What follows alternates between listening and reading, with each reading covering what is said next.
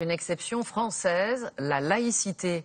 Elle a souvent été questionnée ces derniers temps, problème de voile, d'implantation de mosquées ou de synagogues. Pourtant, c'est un principe fort qui régit notre République depuis la loi de 1905, celle sur la séparation de l'Église et de l'État. À l'époque, ça concernait les catholiques, des idées qui ont germé dès la Révolution française. C'est notre séquence archive. Elle est signée Anne Guéry. En quelques jours, la France catholique est balayée par la Révolution. 1789, c'est la Déclaration des droits de l'homme et du citoyen. Les hommes naissent et demeurent libres et égaux en droit. Égaux, que l'on soit riche ou pauvre, égaux, quelle que soit sa religion. Jusque-là, les protestants étaient chassés, massacrés, convertis de force. Et les juifs ghettoisés, privés de droits 3 siècles durant. 1789, ils deviennent tous des citoyens à égalité avec les catholiques, des citoyens français. Les synagogues alors fleurissent sur le territoire. Quant aux musulmans, on ne les connaît réellement qu'en 1830, avec la colonisation de l'Algérie. Le 29 mars 1905, pour que tous ces citoyens vivent ensemble, la séance est ouverte.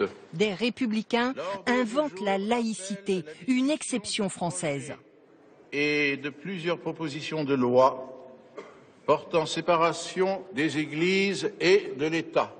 La religion à la maison, la citoyenneté, c'est pour l'État. Dans les années 60, la laïcité n'est pas encore complètement digérée. Et ce sont parfois des protestants qui la défendent avec ardeur. Les protestants de mon village et les villages voisins étaient laïcs. C'était comme si ça allait de soi. On était protestants, on était laïcs. Que des gens qui ont une religion soient laïcs, c'est joli, c'est beau. 14-18, on se bat sous la bannière tricolore, y compris les hommes des colonies, algériens, tunisiens, marocains. La France est reconnaissante. Alors à ceux qu'elle appelle encore les indigènes, elle offre la grande mosquée de Paris.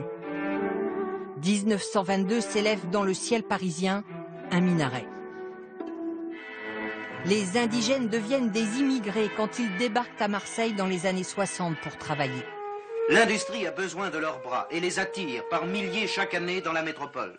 Je suis ferrailleur. Je suis trancheur de bois. Souvent, ils pensaient rentrer au pays et puis ils sont restés, ont eu des enfants et enfin le désir d'avoir des mosquées, des revendications et en face des crispations. Une mosquée en Bretagne dans les années 80, on leur dit qu'il n'y a pas de place. Pour nous, c'est un problème d'emplacement. Et puis le racisme se libère. Qu'est-ce qu'ils disent? Vous savez, pognoul ou sale race, ou retourne chez toi, ou tu viens manger le pain de français, ou n'importe quoi. Et ainsi de suite, pendant des années. 1989, la première affaire de voile éclate en banlieue parisienne dans un collège de Creil. 3 élèves se présentent voilés, refus du proviseur qui les exclut au nom de la laïcité. Patience à sa limite. D'abord, cet établissement doit fonctionner normalement. Un proviseur qui refuse tout aussi fermement d'accorder le samedi revendiqué pour le Shabbat par des élèves juifs et des adventistes du 7e jour.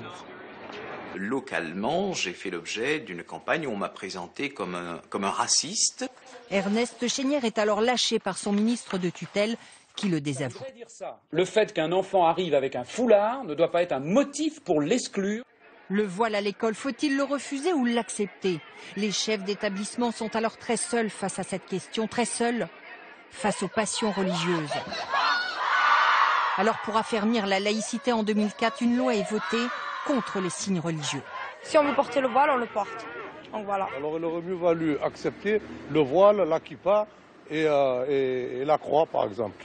Mais voilà, tout est interdit. Le voile islamique, la kippa juive, les croix catholiques ou protestantes. Pour calmer les esprits, un rabbin et un imam rappellent les fidèles à l'ordre.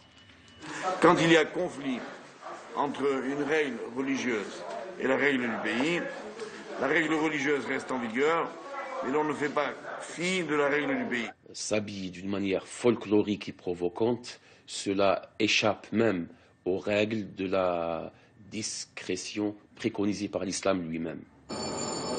Article 1. La République assure la liberté de conscience. La laïcité de 1905 est devenue douloureuse pour certains en 2015.